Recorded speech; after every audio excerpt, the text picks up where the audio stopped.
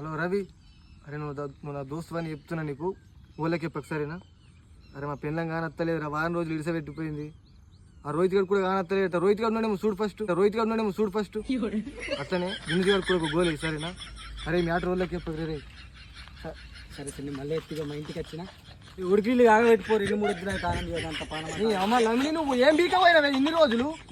స్నాపులు పెడుతున్నావు, స్టోరీలు పెడుతున్నావు, ఫోన్ చేస్తేనేమో బిజీ వస్తుంది, వేరేలో ఫోన్ తోటి చేస్తేనేమో కట్టి చేస్తున్నావు.